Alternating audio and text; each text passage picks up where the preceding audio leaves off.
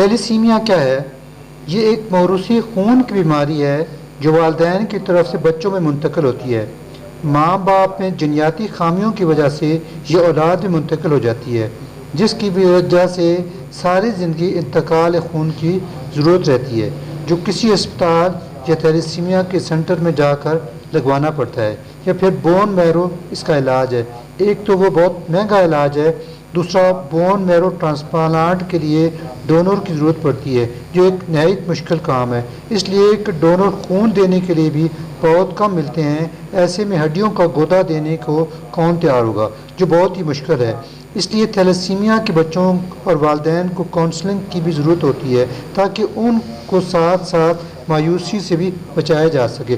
اس مرض میں مبتلا مریض بچوں میں ہیموگلوبن کی کمی ہو جاتی ہے۔ اس کمی کو پورا کرنے کے لیے صحت مند لوگوں سے خون لے کر لگایا جاتا ہے۔ بار بار خون لگنے سے آئرن بڑھ جاتی ہے، جس کی وجہ سے تلی بڑھ جاتی ہے، ہڈیوں کے گودے میں کمی واقع ہو جاتی ہے۔ دیگر علامات میں تھکن، کمزوری، جلد میں پیلا پن، چہرے کی ہڈیوں کی خرابی، قد اور جسم کے بڑھنے کی رفتار میں کمی، پیٹ میں سوجن، گہرے رنگ کا پیشاب آنا، تلی کا بڑھ جانا وغیرہ۔ خون لگنے سے فولاد کی زیادتی سے جسم میں فاضل فولاد نکالنے کے لیے ایک انتہائی مشکل مرحلے سے گزرنا پڑتا ہے۔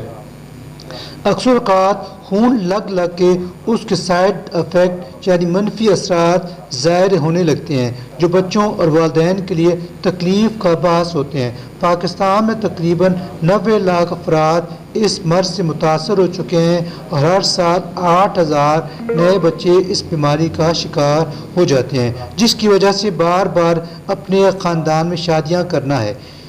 اس بیماری میں اب نارمل جین ماں اور باپ دونوں کی طرف سے منتقل ہو جاتے ہیں، اور اس بیماری میں جوں وقت گزرتا ہے بیماری زیادہ خطرناک ہوتی جاتی ہے، جس میں بار بار بچوں کو خون لگوانا پڑتا ہے۔ شادی سے پہلے ایک ٹیسٹ کرا لینے سے اس مرض میں کمی لائی جا سکتی ہے، اور اس مرض کی زیادہ تر وجہ ایک ہی خاندان میں شادیاں کرنا ہے۔